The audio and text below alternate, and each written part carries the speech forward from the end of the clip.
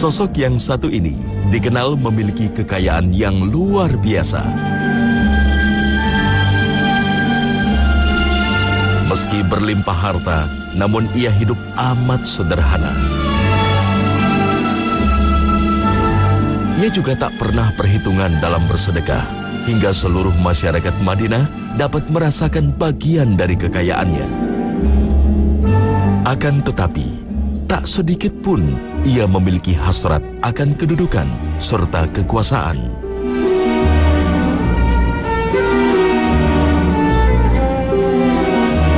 Dialah Abdurrahman bin Auf.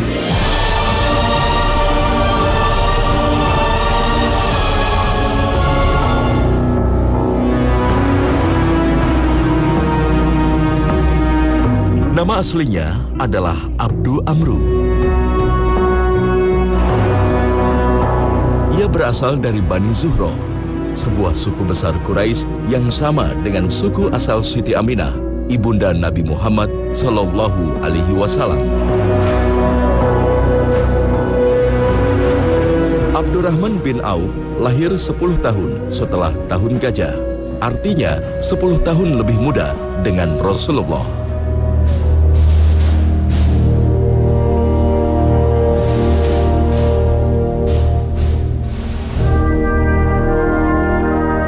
Meski berusia muda, namun statusnya sebagai seorang saudagar sukses membuat ia memiliki kedekatan dengan para petinggi Quraisy.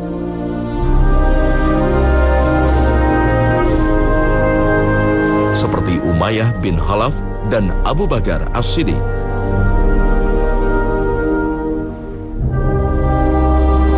Hubungan yang dekat dengan Abu Bakar inilah yang membuat Abdurrahman bin Auf mudah menerima pintu hidayah.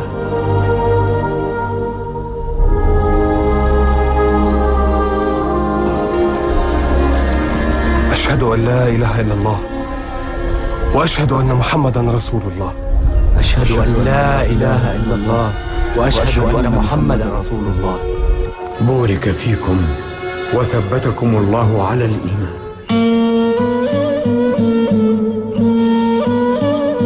Para ahli sejarah menyebutkan dia masuk Islam sebelum Nabi Shallallahu Alaihi Wasallam masuk ke rumah Arqam bin Abil Arqam, karena Nabi SAW menjadikan rumah Arqam bin Abil Arqam sebagai tempat untuk bersembunyi mengaji, menyampaikan wahyu, bersama dalam ibadah dan seterusnya. Itu nanti kurang lebih setelah orang-orang Quraisy mulai menekan muslimin, kurang lebih di akhir tahun 4 kenabian.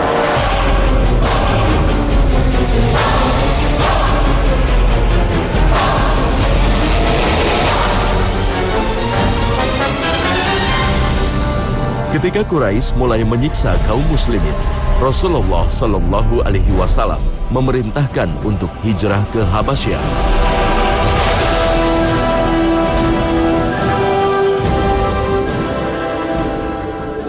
يقول رسول الله صلى الله عليه وسلم لو خرجتم إلى الحبشة فإن بها ملكا لا يظلم عنده أحد وهي أرض صدق إن شاء الله إلى أن يجد الله سبحانه مخرجا لما أنتم فيه.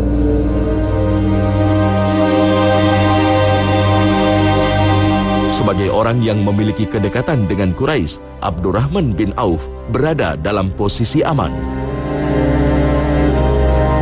Namun kepatuhannya akan perintah Rasulullah Sallallahu Alaihi Wasallam untuk berhijrah.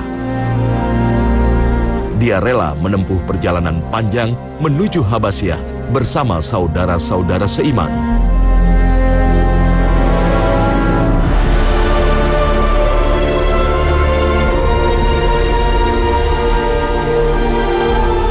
يا أهل الإسلام، يقول لكم رسول الله صلى الله عليه وسلم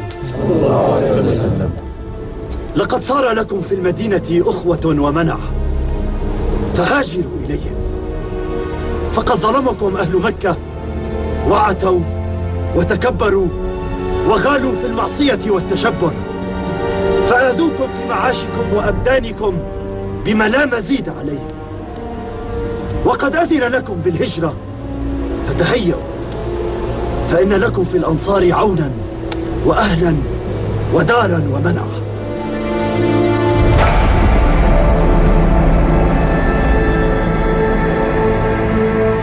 Ini pula yang dilakukannya ketika Rasulullah Shallallahu Alaihi Wasallam memerintahkan kaum muslimin hijrah ke Madinah.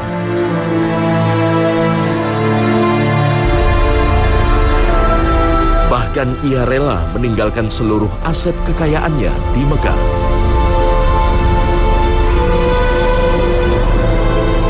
Harta yang ia bawa hanyalah pakaian yang menempel di badannya. Abdurrahman bin Auf mencontohkan pada kita, beliau hijrah ke kota Madinah, dia tinggalkan seluruh harta. Jelas musibah untuk sebuah bisnis. Tapi memang ketika semua yang dikorbankan karena Allah, tidak ada kata musibah. Semua yang dikorbankan karena Allah Subhanahu wa Ta'ala, maka Allah akan berikan ganti yang lebih mulia, lebih baik dari yang ia tinggalkan, yang ia miliki sebelumnya. Dan lihat bagaimana kepindahan ke kota Madinah. Dia hanya membawa baju yang menempel di badannya. Dia tidak membawa apa-apa. Tentu sekarang dia tidak punya rumah, dia tidak punya harta, bahkan dia hanya pakaian yang dia pakai. Sampai kemudian di kota Madinah, Nabi Shallallahu Alaihi Wasallam mempersaudarakan antara orang Muhajirin dan Ansor.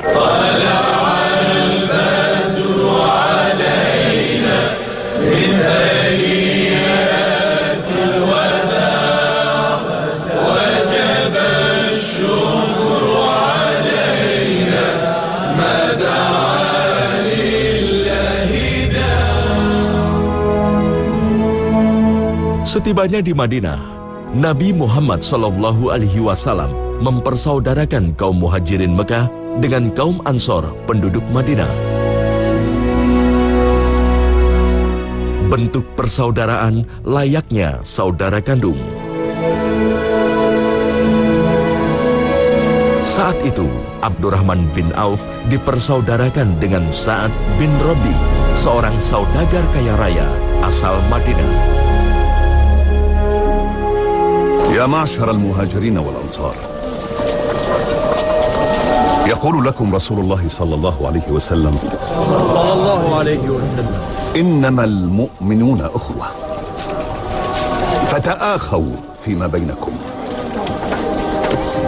فأبو بكر الصديق أخ لخارجة بن زيد الأنصاري،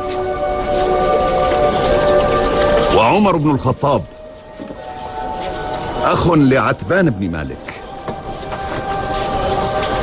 وعثمان بن عفان وأوس بن ثابت أخوان، وعبد الرحمن بن عوف أخ لسعد بن الربيع. إنما المؤمنون أخوة.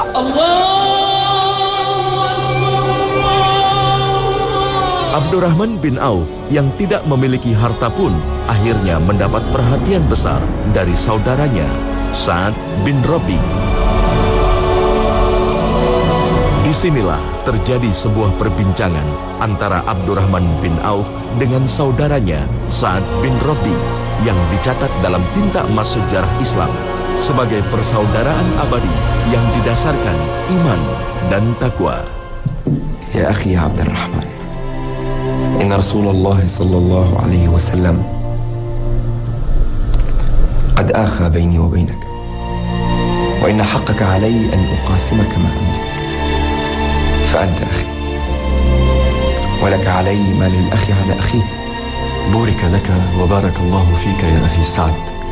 أعلم يا أخي عبد الرحمن أنني من أثرياء المدينة، ولي دور ونخيل وبساتين، أما المال فلك شطره، أما الدور والنخيل والبساتين فلك نصفها، أما من النساء فاختر واحدة لأزوجها لك.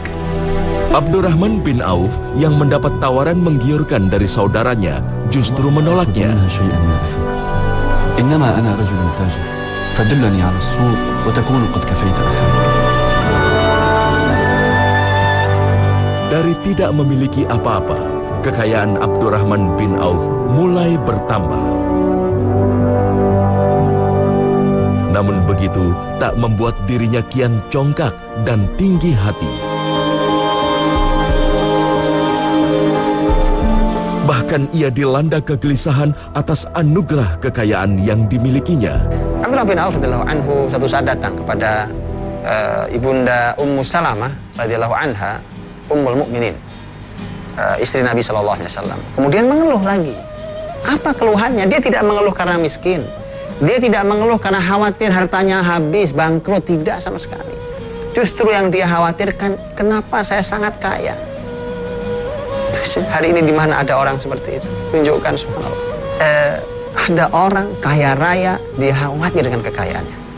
Dia katakan, ya ummah, wahai bunda, wahai ibu, saya ini sangat kaya, saya khawatir kekayaan ini menghancurkan saya. Maka bagaimana ini? Maka kemudian Ummu Salamah radhiyallahu anha mengatakan, ya bunayya anfik, nak, infakkan hartamu. Karena itu yang akan menyelamatkan kamu. Maka tadi dia infakkan harta itu sedemikian luar biasa. Ini pelajaran mahal bagi kita. Andai harta itu dipegang oleh orang sebaik Abdurrahman bin Auf, andai perekonomian itu dikendalikan oleh orang beriman seperti Abdurrahman bin Auf.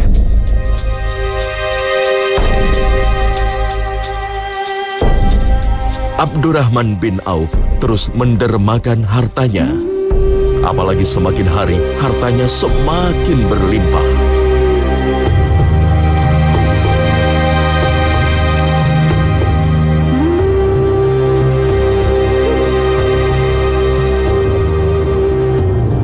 Saat Rasulullah Shallallahu Alaihi Wasallam mengumumkan jihad, Abdurrahman bin Auf langsung memenuhi panggilan.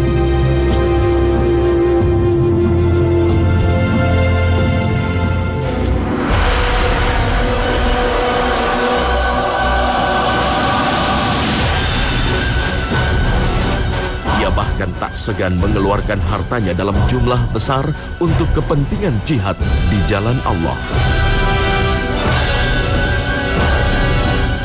Ribuan kuda dan unta ia serahkan pada Rasulullah Shallallahu Alaihi Wasallam sebagai kelengkapan jihad.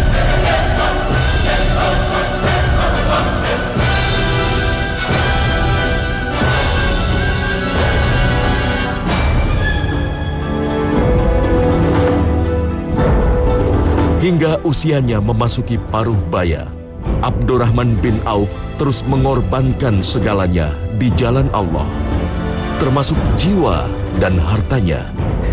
Abdurrahman bin Auf radhiyallahu anhu menjadi pelajaran mahal bagi kita ketika kita diingatkan Allah Subhanahu wa taala. Ini peringatan buat kita, buat negeri ini, buat negeri muslim manapun. Dalam surat Al-Isra ayat yang ke-16, Allah Subhanahu wa taala berfirman, "Wa idza aradna an nuhlika qaryatan amarna mutrafiha fafasaqu fiha fahaqqa 'alaihal qawlu fadammarnaha tadmira."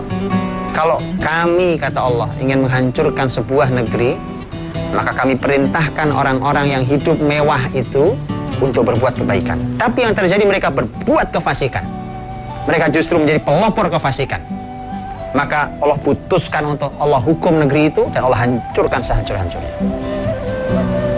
Peringatan bahwa ternyata sumber besar kehancuran negeri bukan pada orang miskin, tapi justru pada keberadaan orang-orang yang hidup mewah dan menjadi penyebab sebuah kefasikan. Kemudian masyarakat ini diajari untuk berbuat fasik oleh orang-orang kaya itu. Maka andai harta itu dipegang oleh orang-orang seperti Abdurrahman bin Auf, maka Rasulullah SAW benar ketika Nabi mengatakan bahwa, kata beliau, ni'mal mal salih fil abdi salih, bahwa harta yang baik itu alangkah nikmatnya ketika harta itu ada pada hamba yang juga baik. Semua itu tiada lain hanya untuk mengabdi kepada agama dan kecintaannya pada Rasulullah Shallallahu Alaihi Wasallam.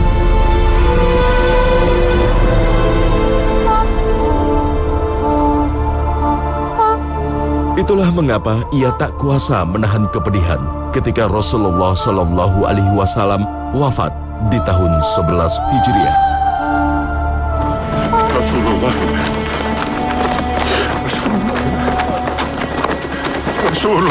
mat. Rasulullah mat.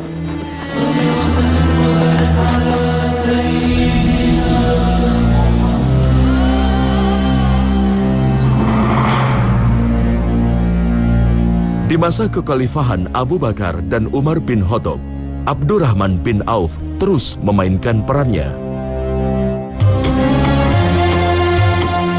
Abdurrahman tak hanya menginfakkan hartanya di jalan jihad peperangan, namun turut membagikan harta kepada masyarakatnya. Hingga hampir dipastikan tidak ada satu orang pun yang tidak merasakan harta Abdurrahman bin Auf. Kalau hari ini ada orang sehebat itu, biasanya dia akan memanfaatkan itu untuk menjadi penguasa di tempat itu. Toh dia sudah beli semuanya, masyarakat sudah dia beli. Siapa yang tidak pernah memakan jasa dia? Dan orang-orang yang memakan jasa sulit untuk keluar dari jasa orang itu. Tapi tidak dengan Abdurrahman bin Auf radhiyallahu anhu, karena ini dia lakukan ikhlas karena Allah Subhanahu wa taala. Tidak ada kepentingan itu. Tidak ada dia memberi karena ingin mendapatkan lebih banyak. Wala tamnun tastakthir. Jangan kalian memberi dan ingin berharap kembali yang lebih banyak. Tidak, itu bukan orang yang ikhlas. Abdurrahman bin Auf semua merasakan harta, tapi tidak sama sekali dia memanfaatkan itu untuk menguasai kota Madinah. Bahkan sebagian masyarakat saat itu ingin bahwa khalifah mereka adalah Abdurrahman bin Auf. Tapi dia katakan, demi Allah, kalau ada pisau tertancap di leherku, kemudian tembus di sini, di leher berikutnya, itu lebih aku sukai daripada aku harus menerima jabatan ini.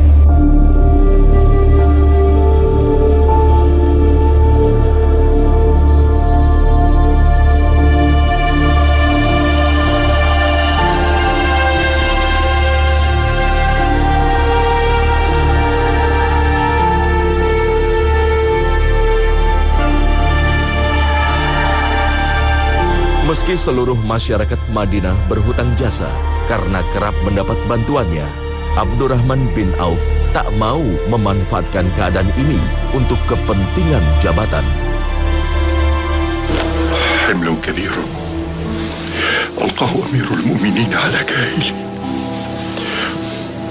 قال لي أريد أن أعاد إليك فقلت نشدك الله يا أمير المؤمنين أتشير علي بذلك قال اللهم لا ادعوا عليا وعثمان والزبير وسعدا وانتظروا أخاكم طلحة 3 أيام فإن جاء وإلا فاقضوا أمركم بينكم. Itulah mengapa Umar bin Khattab mempercayakan Abdurrahman bin Auf sebagai satu dari 6 orang yang ditunjuk sebagai khalifah pengganti dirinya. وكلكم تصلحون لهذا الأمر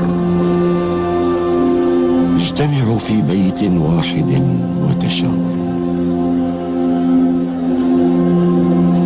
وابني عبد الله بينكم للشورى فقط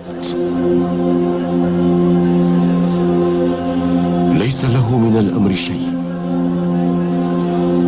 تشاوروا 3 أيام ولا يأتي اليوم الرابع إلا وعليكم أمير فإن انقسمتم 3 فحكموا عبد الله بن عمر فإن لم ترضوا بحكمه فكونوا مع الذين فيهم عبد الرحمن بن عوف فهو مسدد ورشيد له من الله حافظ فاسمعوا. بسم الله الرحمن الرحيم وأشهد أن لا إله إلا الله وأشهد أن محمدا رسول الله. Berkat kearifan dan kelapangan hatinya, sahabat mulia Utsman bin Affan pun menjadi khalifah. يا عثمان هل أنت مبايع على كتاب الله وسنة رسوله صلى الله عليه وسلم وفعل أبي بكر وعمر؟ اللهم نعم. اللهم اسمع واشهد اللهم اسمع واشهد اللهم اسمع واشهد اللهم إني جعلت ما في رقبتي من ذلك في رقبة عثمان. أيها الناس تعالوا فبايعوا أميركم عثمان بن عفان.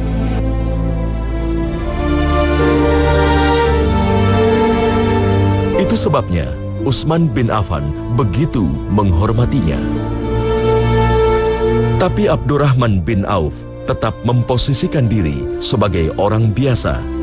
meski Khalifah Utsman mengangkat dirinya sebagai penasihat Khalifah.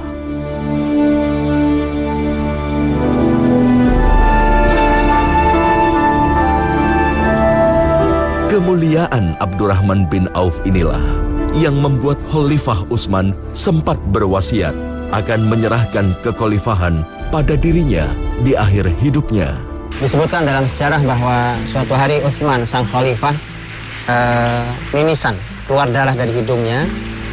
Kemudian ada seseorang yang nampaknya melihat, karena usia Utsman juga sudah tua, mengatakan bahwa, Utsman, tidakkah kamu menulis pesan wasiat siapa yang menjadi penggantimu nanti?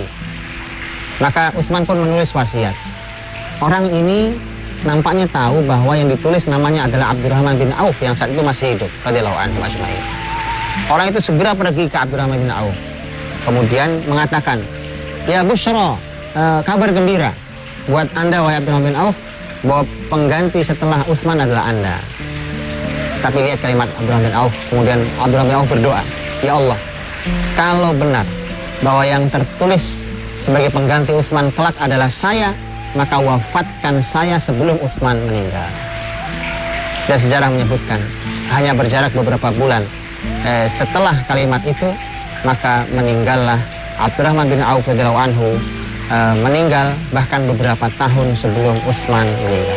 Ya Habibi ya Rasulullah, ya Syekh Nazim Sultan Allah, ya Syekh Syam Waliullah. Benar saja, Allah Subhanahu wa Ta'ala mengabulkan apa yang menjadi keinginan Abdurrahman bin Auf. Abdurrahman bin Auf akhirnya wafat pada tahun 31 Hijriah, 5 tahun menjelang berakhirnya kekhalifahan Utsman.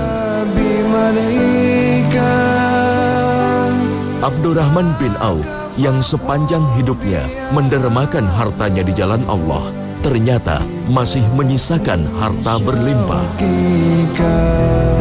Inilah keberkahan harta tak ternilai. Rahimahullah, Abdurrahman bin Auf.